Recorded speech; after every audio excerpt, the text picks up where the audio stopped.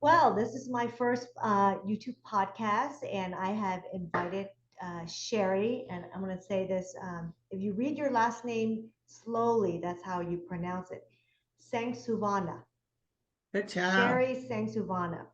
She is in the realm of affordable housing, and this is a topic that a lot of the Subto students would like to get into. And I thought, why not? I think I found somebody, and you can definitely help all of us. So just great topic, and I'm not even going to branch out too much, but I just wanted to ask you first if you can tell us a little bit about yourself. I did write down the questions, but I'm just kind of let it flow, which is right now, when and how did you get into real estate? And then you can probably just kind of lead us into, your passion, which I know is affordable housing. So go Right, ahead, start it right. talking. So that's a great question. I think we all end up in real estate here because on some level, it's what excites us and it's what drives us. I mean, I feel like everyone who does real estate has a passion for it that you can't really quantify. You just know that you love to do it. And it's not easy. Let me just say that. I started working for a title company as my first job, working with real estate lawyers, did all those legal descriptions, legal documents, those types of things. And one day I had enough. And I went down the street to the housing authority who did real estate, affordable housing, and I stepped into that world 30 some years ago. I've been doing grants and affordable housing and just really enjoying the dynamic of making communities better than we found them and giving residents places to live that give them dignity and respect. Um, I don't try to be the biggest developer, but I do try to be the best. And so today I have a nonprofit in honor of my son, and I put his name on houses in spaces and places where I would live.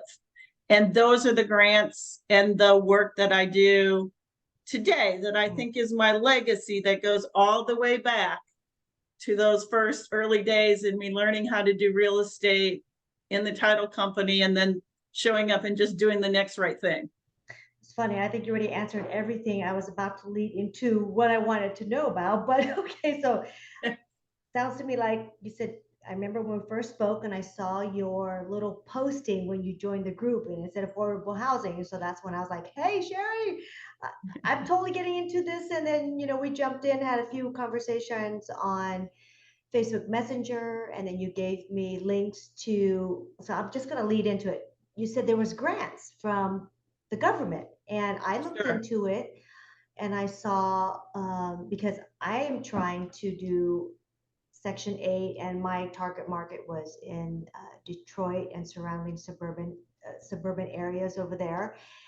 And my exit strategy was also Section 8. But when I looked into it, um, I think it had more to do. I'm not sure if it was, I did read it, and it said they will allow grants for rehabs and things like that. I don't know if it is only for single units but where have you gotten in terms of your grants, or like walk us through it. Somebody, should they start off with asking for these grants or just go buy a property first, and like maybe help us into, if we, like for me, I want to get into doing it. Should I just go buy a property first, one or two? What are the steps? What are the tips you might give? So, yeah, those are good questions. And I think for everyone, you have to start where your strengths and your knowledge is, right? So, for me, I worked 20 years in the public housing industry and I learned all their, what we call them, back office processes, right? So were you an I investor, or you were just working in that I was arena? just working in the housing authority. I Okay. was working in their construction and Hmm. modernization and development departments, running construction and rehab contracts on, multi-million dollar public housing properties. And then we moved into repositioning those assets that were old and distressed, and we tore them down. And then my path took me into the development of new affordable housing, but with tax credits, very complex deals with sophisticated developers.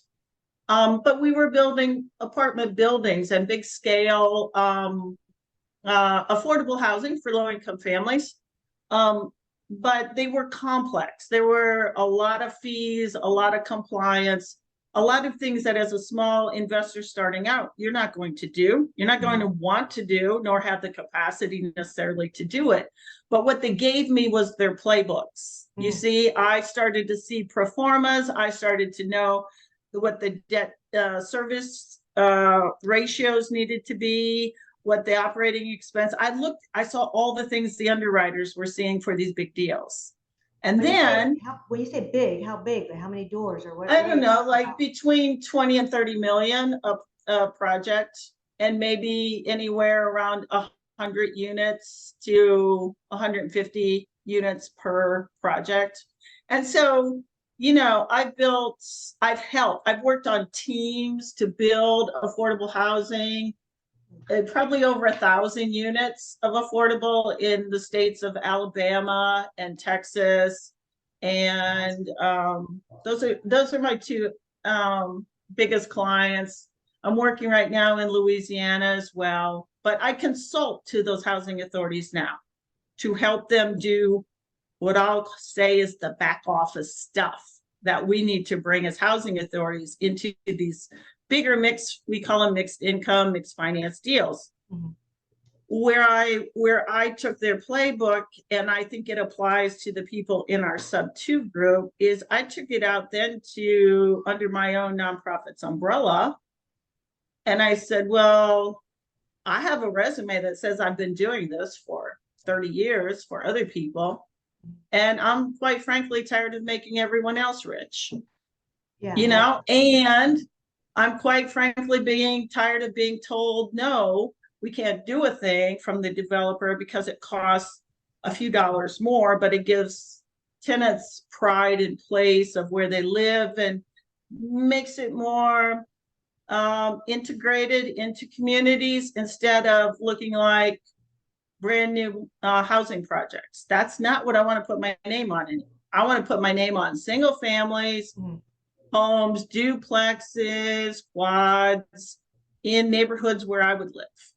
So that's the housing that I strive to bring under my nonprofit. And when I go looking for grants, this is how I do it. If I'm giving you my playbook, other students interested in doing affordable housing, this is the thing that I think I know that is beneficial, is that housing authority Section 8 tenants are a valuable resource for your cash flow. If number one, you screen them properly and have a good property management arm that is managing so that you don't get tenants in, because there's bad apples in every group. But how do you vet a property management? That might be the next question, because that if you want to know what they have managed, you want a list of their properties, and you want to drive by them. That will tell you everything about how they manage their properties. Okay. If you drive by them and you see trash in the yard, grass is overgrown, blinds are broken, they're not your property management company, because you're gonna have the same thing. If on the other hand, you drive down the street and you can't pick out that property from the neighbors who might be renters or homeowners, then they're doing a good job, because you can't see it when you drive down the street.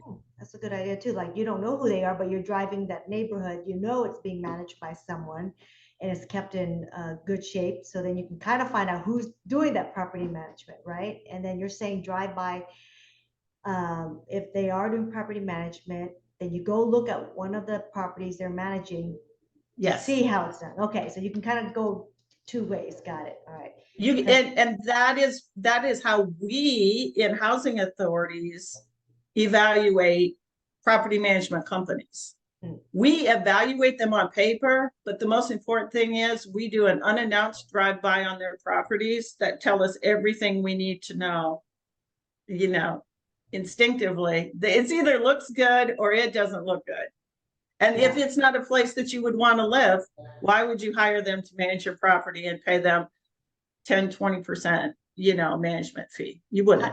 I have a friend who does property management, but he does more for single family homes. And so he gave me a list of questions to ask. And he said, cheap is not always the best, because you want them. And then he gave me a whole list of questions to ask them. And then that's just normal because then Section 8 is also a different because they have to, I guess, do the inspections, meet with the housing authority. There's a little bit additional things if you There have property are, management that handles affordable housing. Would there you say? are, there's a list, inspection criteria you have to pass. Mm. It's not rigorous and, but it can take some time to get signed up, offer your property for Section 8, and then get the inspections done, get them done on time. I will say again, a little trick is that I know from being on the backside is the beauty of the Section 8 program is that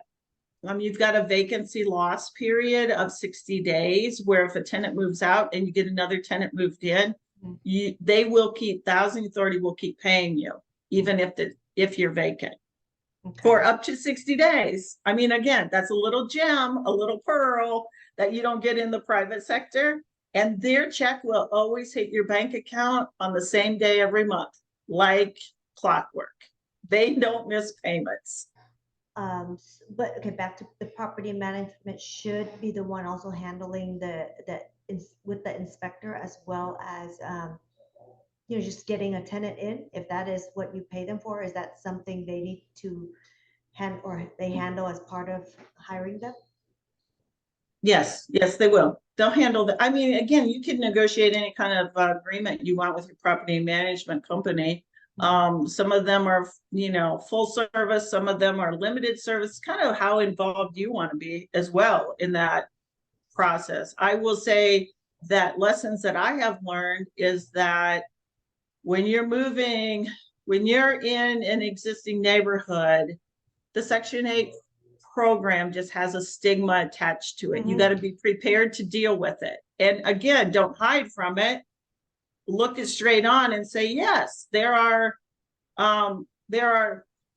challenges, no doubt, with people who are financially challenged, and getting housing assistance. However, it's how you manage both the screening process, the tenants, if the tenants have any poor habits that they've accumulated in their life, if you look the other way on the first red flag, you can be sure it's going to be a mess. Where the first red flag that you get, and I'm talking about your intuition a lot of times, is like, is there somebody else living there that's not on the lease?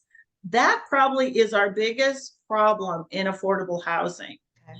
Is single female heads of household moving in, the boyfriend who has a criminal record or might have other challenges that would not otherwise get them approved to be on the lease. And they bring the problems 9 times out of 10. It won't be your head of household. It will be who they allow to move in. Okay. So doing annual inspections is important, and having people who know what they're looking for, if there are other people living there, is a thing. That will solve a lot of your problems Okay. before they, I've, I've you gotten some know, tips from people after listening a whole lot of videos on Section 8. They say don't yeah. always get the person that just got the housing voucher, like they've been in the system for a while, because there is like a 2 to 3 year waiting list on certain places. And I always say, yes, there's a negativity. Oh, they're going to wreck your place and all that. And a lot of people, it's almost like in places where there's rent control, if they're only paying 500, like in LA, they will never move out of that home, just like Section 8. If they get to pay only 30% of their income to housing. They want to have it for life, so they wouldn't screw it up. So maybe find one that has already been doing this. They know you don't have to train them, because I think some of the landlords said if people who've been on Section 8, they know how to deal with it because they want to keep it up. Because if you do mess it up, they will never get approved again, right? So these people that you're saying that brings in someone else, and if they get caught that one time, they will never get back on it, correct? So, Well, I mean, every housing authority is going to screen their tenants based on their screening, their applicants based on their screening criteria. So I won't say that if they made a mistake at one agency and they applied to a different agency in another state or another city or something, it's not that they couldn't get approved, but if they got evicted, that is going to follow them. And then they, right. again, I think we're a world of wanting to believe that people, can change and make better decisions based on their lessons learned. So, So you're saying, we've allowed as housing authorities, we do allow, as long as they don't owe back, um, you know, the rent payments or damages to other landlords, and they're doing the next right thing, we have let them in if they've been evicted from another, landlord or tenant. So this so is why I'm on different areas don't always different catch up. I just areas. realized that. Okay. And I will also say that it's incumbent upon a landlord to do their own screening, not rely on the housing authority screening. And Mm-hmm. so one of the things I've learned is a credit score of 600 is a minimum now for us. That doesn't mean that there aren't good tenant potential renters under 600. It means that I don't have the time and money to manage that high of a risk under 600. Does Mm-hmm. that make Yeah. sense? Yeah. I And understand. you can use credit scores to screen. So I'm going to say the housing crisis is real.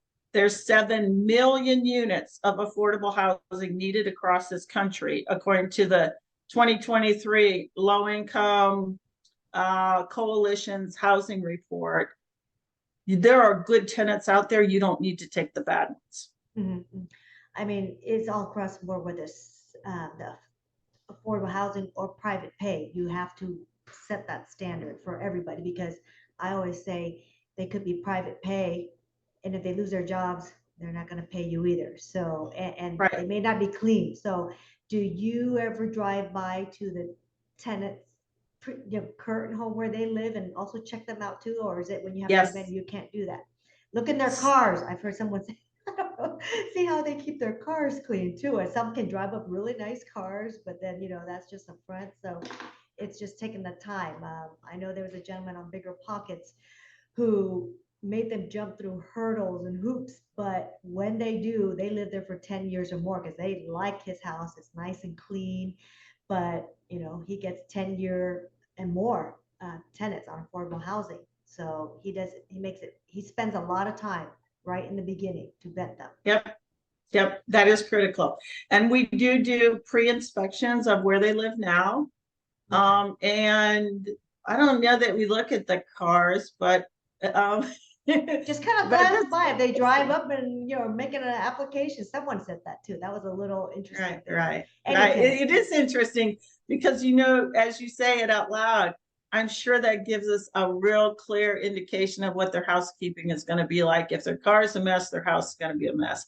I hadn't really thought about it before, but it's very insightful. And I would say learn all you can from the Section 8 landlords in your area. They know. They also know that housing authorities have certain um, zip codes sometimes that give higher Section 8 rents. If I'm you as a investor looking, I'm going to the housing authority site. I'm looking at their Section 8 program. I'm looking at their payment standards, they call them. And if there's a higher payment in a certain zip code, that's how I'm sorting where I'm looking if I'm going to acquire property for Section 8 affordable housing. The next thing you have to do then is once you get it ready, you have to contact the housing authority and place your property on their list as available. And you want to make yours better than the next guys out there. So, you know, do the little things. Do the little things because they will matter. It will tell the tenants that you care, and you'll get a better quality of tenant with less turnover and less, you know, wear and tear on your house or your Okay, apartment. so I'm a beginner, and each city has a different housing authority. How do you go about searching? Like that one example, like I've been given go section8.com as one website to find out all the listings there. But, and you're saying about find out what they pay for a one bedroom, two or three bedroom per zip code. So how do you go about like when you're searching for these things? Is it a nationwide website, or is it the city? You know, where do you go? I'm looking Yeah, in. just Google it. Just go. Well, you first need to know what your county is and your Okay, city, right? yes, So I, I I'll a use lot mine. of I'm trying to okay. go into Warren, Michigan. I have a property I just purchased. I'm going to close next week, Well, and congratulations. yeah, so we're still debating what the exit, but initially it was, and I looked up the go section8.com because I think that's generic and it just brings you to somewhere. And a three bedroom, one bath, I'm buying for $60,000 off of zone.com. That was my strategy, buying an auction property, and it rents for about 1,400. Uh, I thought it Okay. could go 1,600, but I think I'm going to go conservative and go 1,400. I need to put some appliances in there, some paint and stuff, but it's not too bad. Maybe about $10,000 worth of repair. So I've got property for 70,000 with $1,400 in rent. And so I checked the go section, you know, eight, go section8.com. And that's what I saw other listings for. That's how I got my idea. But I think that is the nationwide one in terms of, but then, It is. okay. It is. Then what else would I check in terms of what that housing Was authority for that neighborhood pays? so that's where you would list your property on Go Section A. Okay. But you would go to the housing authority's website directly. How So to, for your oh, jurisdiction, for your city, some yeah. of some cities, you know, smaller cities will be run by like a county agency. So you just find your housing authority with jurisdiction over your city, wherever your property is. Okay. Um, they should have a landlord resources website. If they've got any level of sophistication, they should have a website that will give you their payment standards, and you just start running the numbers on what, you know, how much their payment standard, and they will take a utility allowance off of that. It's a pass through to the tenant to help them pay their utilities. So if their payment standard says it's $1,500 and their utility allowance says it's $150, you will net $1,350, but it'll be a combination of a payment from the tenant and a payment from the housing authority on the difference. The Okay. tenant can never pay more than 30% of their 30%. adjusted gross income. Mm-hmm. I So saw that. if the tenant pays $300, housing authority will deposit a check for you of $1,050 every month for that difference between $1,350 and the Can you tenant's explain portion. on utility? Because I do see a lot of these, the landlord has to cover a Yes. lot of, or most of the utilities. So then when we're trying to buy these properties and doing the cash on cash, whatever, sometimes you have to include utilities, right? So some tenants do pay their own, but then is it majority on the affordable housing that you as a landlord has to cover the utilities? No, in the majority of the affordable families pay their own utilities. We simply give them a pass-through allowance. So think about, we write down their rent slightly so they have more money to pay their utilities, but we don't pay their utilities, they pay them. Well, let's just say we give them an allowance of $150 for their, you know, water, sewer, trash, electricity, gas. Okay.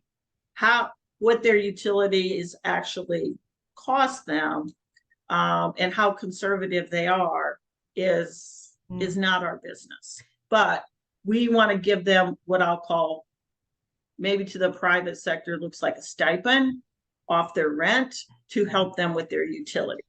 Now, I have to actually put in some appliances, and in affordable housing, what appliances do you supply as a landlord? Well, again, I want to be the best developer and landlord and not, just the run of the mill. So we supply all the appliances. We supply, the microwaves, Dishwasher, refrigerators, okay. dishwashers. Washer dryer, Yeah. And, they have it in. I'm going to tell you the story of why we provide a washer and dryer, because when I was first starting out, I was a teenage mom with a brand new baby, and all we could afford was a mobile home. But it was ours, but I needed a washer and dryer. And I didn't have money for a washer and dryer. And I went to the Sears store to put in a credit application to get my washer and dryer. And of course, they said no, because I was like poor. I had no money and a little baby. And I remember thinking, if ever the one thing I needed with a screaming, baby was not to be dragging my baby and my laundry to the laundromat. And I thought, if ever I'm in a place to help somebody not have this kind of stress and take care of their baby, I will. And so for me, that is a deal breaker. I will put a washer and dryer. It doesn't have to be a new one, Okay, but I the will next put a question. washer and dryer in every single unit, because that's my story. And I remember how much stress that caused me. I like to shop on Facebook Marketplace and I do OfferUp, too. and I Yeah. think those are, great. I mean, you can still, as long as you still, get something decent, nice, and working condition. Maybe they're all matching too, right? So Right. it doesn't have to be brand new, I assume, right? No, no. But again, I will say that, if you think about giving people dignity in places and spaces where you would live, if you just pay that respect forward to your tenants who are paying your rent, they are going to love you and they are going to stay. Yeah. And the ones that are a mess, you need to be on top of them right out of the gate and set the tone for, we don't tolerate this here. Mhm. I think you mentioned something else to me when we spoke earlier, which was you also want them to become homeowners. And how were you going Mm-hmm. about doing that when they're a tenant in your affordable housing? How do you get them to be a homeowner? So this is so interesting because it is my first Subto deal where I'm the seller of my primary residence in Houston, Texas, and I'm selling it to a contractor who has a landscaping business. He doesn't have a W-2 income, and it's right now in this moment where interest rates are 8%. He would never qualify for a conventional loan. But because of what I'm learning in Subto, I am selling it to him Subto over a 5-year period. He's over the moon ecstatic. I'm over the moon ecstatic because I'm getting my full asking price, and I'm passing it along, both our seller's equity and the mortgage at 3.5%, Can you something give me he can't. numbers? What's the numbers for this deal? Like, how much are you asking for? What's his down payment? You said interest rate is three, or did you say four? 3.5%. Okay. And he's coming into it for 30,000, Okay. his down payment. And he's going to pay, and the house is 750,000, and it's his first house ever. Him and his wife are so excited. They're in their 40s. They've rented their whole life and built their business up. This is the first one they're buying. And it's definitely, again, a perfect storm because of where interest rates, the conventional folks that I had lined up, 3 of them lined up before him, all fell out.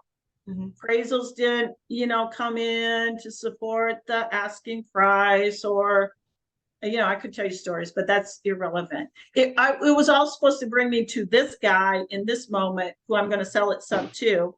I'm learning all kinds of things in the process of selling it to him sub to, But more importantly, I'm going to take that model over to my nonprofit, and I'm going to become the buyer for sub two properties under the 200,000 price point, where our nonprofit can take out the mortgage and we can do the rent to own program with other folks who are low income, coming out of like the Section 8 program maybe, and step them right in. If they're already a good tenant, why wouldn't we sell them as the exit strategy, the rent to own program? That's the next place I'm going. And it's because of the sub two community that I feel supported to figure it out. Does the grants on the other help you with this purchase? Maybe. I mean, I have grant writers. That's another thing I'll say, that if you're doing affordable housing, consider getting the nonprofit status, filling out the paperwork, becoming a 501c3, because a 501c3 bringing affordable housing to low income families, you will have opportunities for grants that the private sector will not have. Now, some grants are eligible federal, but also private foundations. You know, think about community banks, and they have to do affordable housing and community reinvestment activities. You know, it's about developing relationships and showing up and being a landlord that, you know, you're proud of. Like, people are gonna how to be nonprofits in this area too, or is that like, we're gonna probably run out of time on here, and I'm like, shoot, you know, but it's good. It's good. I know, because I was wondering, how do you establish a nonprofit? How do you get these grants? That's like, now you just open another can of worms for probably another meeting. We probably should dig into that for the people that are interested in doing nonprofit work, because again, you can be a for-profit developer, but you won't be eligible for as many grants, because the foundations, both private and public, like federal grants, they're going, a lot of times they're going to have a preference or an eligibility threshold requirement that you be a nonprofit, which means you're doing charitable work in your community, right? I bet for instance, would he's starting to get to there right now, you know, and I think this would be something he could start and get the grants and do, you know, he's always about helping people, so this would work. Right. Yeah. Right. So you did, as federal, one person, you started your nonprofit, right? Yeah. Or do you have a team? No, it's just me. It's just me. Okay. But I do it part-time, and I have hired grant writers, like through Upwork. I go find freelancers to write grants for me. I pay them an hourly rate, and they're out there looking for the down payment assistance for my rent to own program. I'm having them solicit Wells Fargo, Citibank, you know, the lenders in the housing industry, to help me help the first-time home buyers move out of being Section 8 renters, giving me a soft second, if you will, for down payment assistance, and then letting us get in and take them through case management to check all their boxes until they can take us out, basically get a conventional loan and take us out. And I'm willing to stay in the dance with them on a sub-2 agreement for up to 5 years. And it's a win for everyone, because then when we sell the house to them and they qualify for a loan, then we recycle the proceeds and we go get another house that's under 200,000 in a place, in a space where I would live, that doesn't need rehab, you know. But what my sweet spot is to keep them under 200,000, because low income people cannot step into home ownership, in my opinion, over $200,000 starter homes. Yeah. So that's my model. That's my playbook. That's what I'm doing right now. Do you want sub-2 students to bring you properties under 2, and are you particular in certain areas? You told me Alabama, Texas, Louisiana, right? Those are, and Florida. And that's just because it's where I am right now. If I'm being honest, I want to start the model close to where I am, or I already have properties, because I'm going to learn some things as I launch it that I'm going to tweak. But I want to take that model, I mean, to the whole sub-2 community. I'm like, I want to like pay it forward and teach it. And the exit strategy, I think, aligns with what Pace teaches in this group is to help people build generational wealth. And, home ownership is that key. So for me, my legacy with my son's nonprofit is to make as many low income people, get them on their feet and make them homeowners in Yeah, places yeah. and spaces where we would live. Yeah, I'm so scared they're gonna. I was supposed to upgrade this Zoom, and it may cut us off. So if we get cut off, I would just say this is part one, and I think I only schedule an hour for you, so you probably have other things to do. It's now what, to 5 o'clock for you, almost. Do you have other Yes, appointments afterwards, or we should just I talk? Or, do. I okay, do. But again, I think we've kind of covered a lot on how we do screening, on how I would pick properties based on the zip codes for affordable housing, what my price point is, what I think Section 8 rents will generally support without any grant money. And on another call, we can obviously dive into, if you want to do a nonprofit, here's another, tip from me yeah. both working in the industry and having my own nonprofit. So you basically now just work for you. You're not working for anyone else, right? It's just your own company. Yeah, I have three. I have Three. three companies. So I have a consulting business that I consult to those public housing authorities. Okay. I have a development company for me and my husband to do our own portfolio of short-term, long-term rentals. And then I have my nonprofit. So those are my three. Okay, yeah, it's just you, but you are the boss. You're not working for I'm the somebody boss. else. Yeah. Okay. Yeah. Oh, so that's pretty busy, but I think I wanted to do this video so that I can bring attention, to more people who want, because everyone goes, yeah, I want to do Section 8. And I've been watching a lot of YouTube videos. Most people, I did originally think of cash flow and thinking of